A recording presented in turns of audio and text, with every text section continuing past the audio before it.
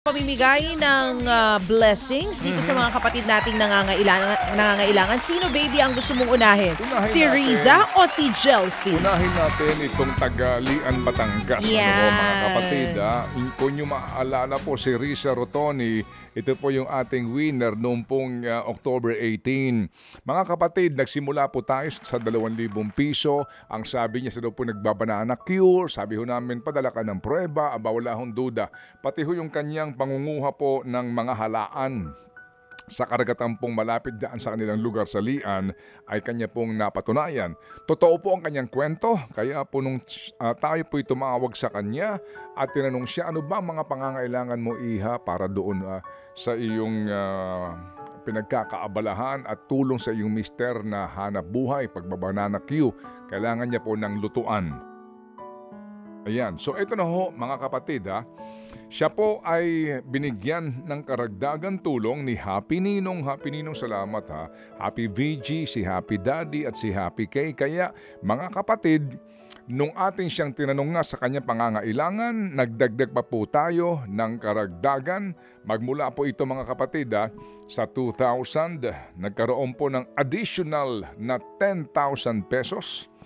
Additional pong pamasahe para sa kanyang pag-canvas. So, ang total na po na kanyang natanggap so far ay 13,500 pesos. Ngayon, eto na po, naghanap siya ng kanya pong paglulutuan. Sabi ko, bilhin mo yung dalawa ng burner. Double burner. Oo, para sigurado ka at yung brand kahit papaano yung hindi naman yung alam mo nang madaling masira. Correct. O sige, so ano na ngayon ang ating hawak na video rito, baby girl? Eto na sa mga kapatid po natin ngayong araw na ito, papakita namin sa inyo ang video kung saan ipapakita ni Riza yung kanyang mga napamiling gamit para po sa kanyang negosyo. So nandyan yung LPG, double burner, lamesa, payong at maraming iba pa. So eto na mga kapatid, ipanood muna natin sa kanila ang video. Galing nga dito kay Riza Rotoni na nakatanggap po ng 10,000 piso noong nakaraang linggo. Panoorin niyo po mga kapatid. At sa mga Happy Anonymous po na may mga mabuting puso. Maraming pong salamat. Ito na po sir yung mga pinamili ko po at dinagdagan ko na rin po ng payong para po ay pag tita ko ay hindi ko na po kailangan ng payong kaya po bumili na rin po ako. Maraming salamat po sir at ito po ay malaking tulong sa amin. Maraming salamat po lalo na po sa lahat ng mga nagtulong-tulong po ng mga anonymous po. Maraming salamat po. Ayun, so, kompleto na. Kompleto na. Kasi nung una, nag-estimate siya, pinag-canvas natin siya. Oo. Binigyan natin 1,000 pamasahe para ho talagang, di ba, meron na siyang pang-merienda pagpunta ron sa balayan. Ang estimate niya, 6,559. Sabi ko, ibubuin natin to 10,000. Para naman, pati na yung lamesang kailangan mo, pati yung kailangan mo. Ito ho, yung kanyang lutuan. Tingin ko magandang klase na ito. Oo. Stainless na kanya pong maaring... Mukhang tatagal. Opo, maaari pong paglutuan ng kanyang mga paninda. Yung kanyang Mr. Who naman daw kasi magbebenta ng motorsiklo para doon sa kanyang gusto rin na mamihan. Opo, na gusto raw pong itayo na negosyo kasi nga wala pong trabaho ngayon si Mr. Wala daw pong gawa sa construction. Tawagan lang natin itong si Riza para kumustahin siya. Maging ang naging epekto po naman ng bagyong Christine sa kanila diyan sa Lian, Batangas. Riza, maganda umaga.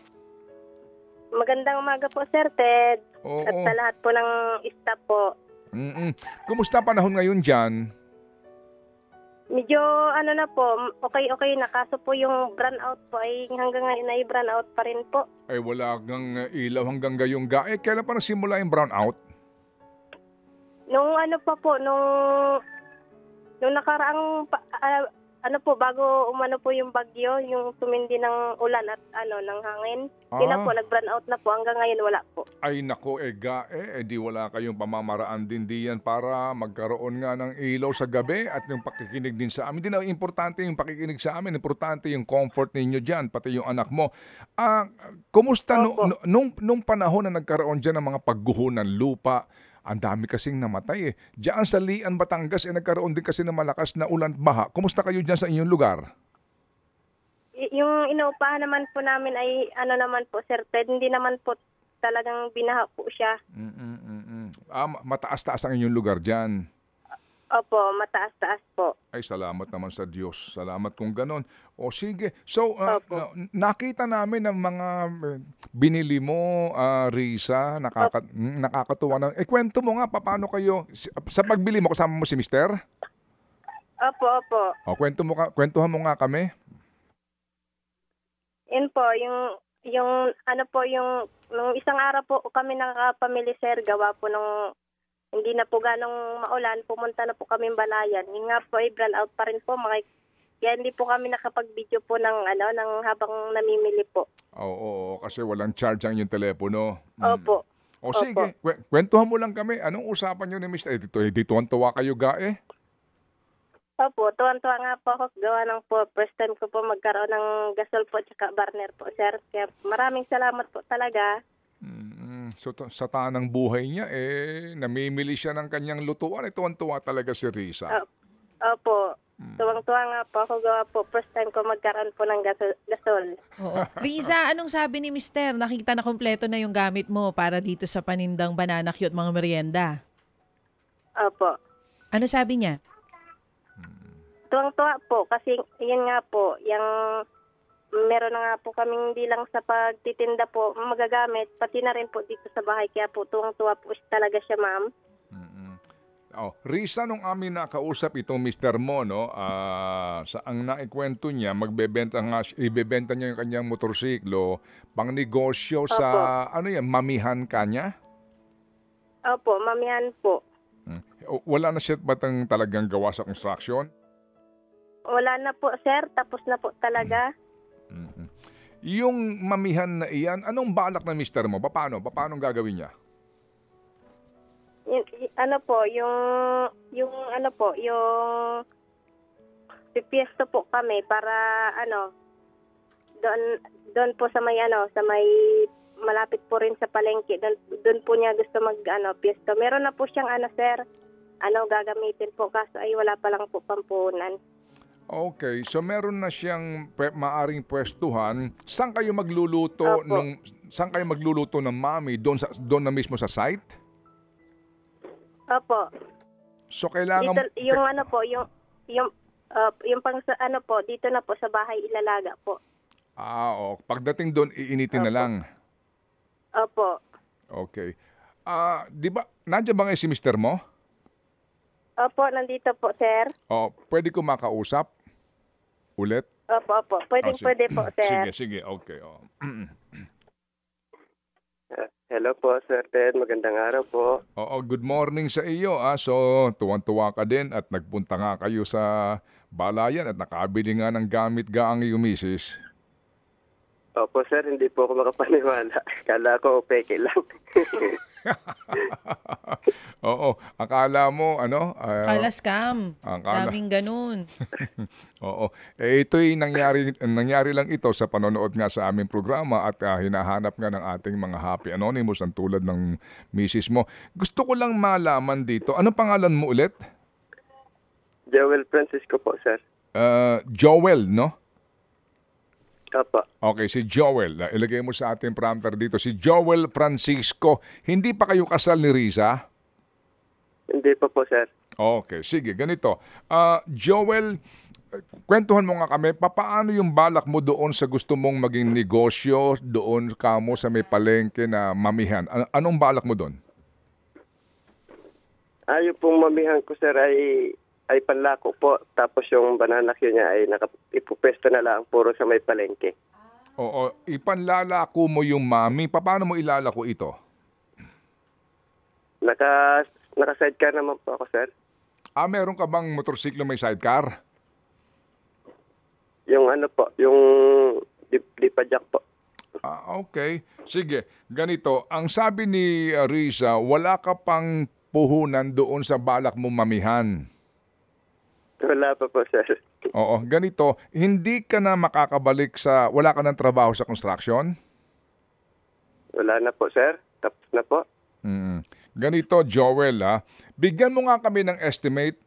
Anong kailangan mo? Anong bibilhin mo paano mo ito gagamitin, paano ang simula ng iyong negosyo mamihan na yan, padalan mo kami ng picture nung yung sinasabi mong pedicab na maaari mong gamitin. Lahat ng ito, bigyan mo kami ng estimate, sabihin mo sa amin, at hindi ako nangangako ngayon, pero tignan natin kapag dumating na yung estimate mo, lahat ng kailangan mo lahat ng kailangan mo para meron kayong pagtutulungan ng misis mo na mapaunlad na kabuhayan. Opo, sir.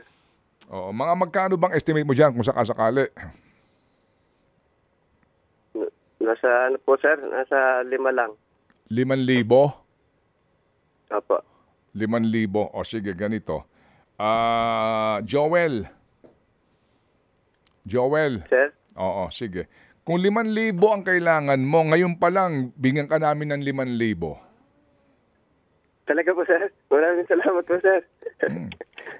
Ngayon pa lang, sabi si Happy Ninong nag-aabang lang at si Happy VG at si Happy Anonymous at si Happy kay dito. Ganito, sige, yung 5,000 papadala namin sa iyo kaagad dito, bilhin mo na ang dapat mong bilhin.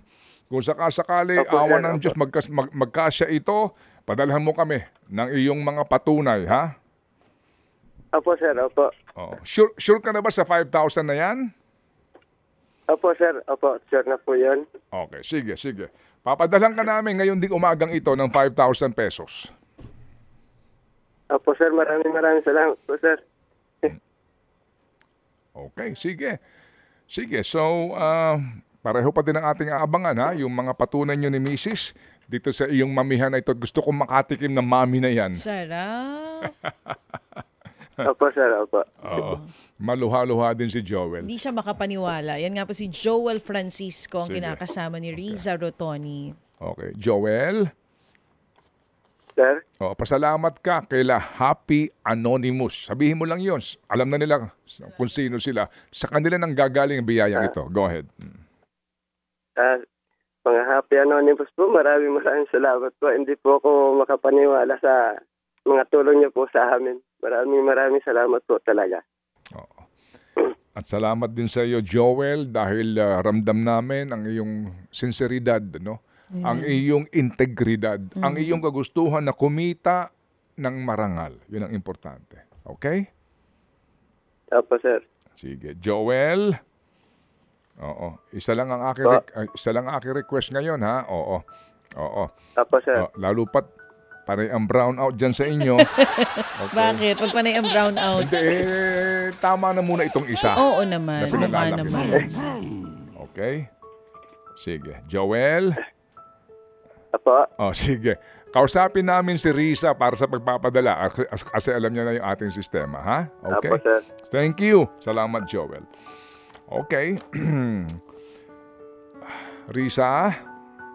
Hello po, sir.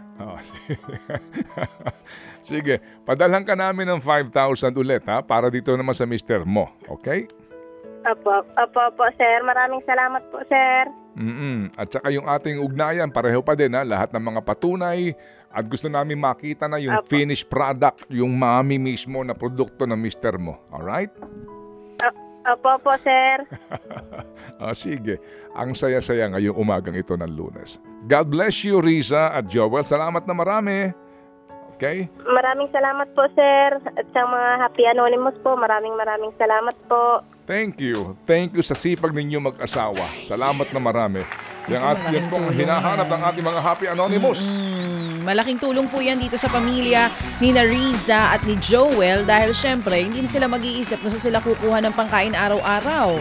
Kasi nga ang inaasahan lang nila noon itong pangunguha ng seashells ni Riza at yung pagiging construction worker ni Joel na ngayon nga wala pong tanggap na trabaho. Oo, at alam mo kagad yung yung sinseridad po ng tao pag tanong mo kung magkano kailangan mong puhunan.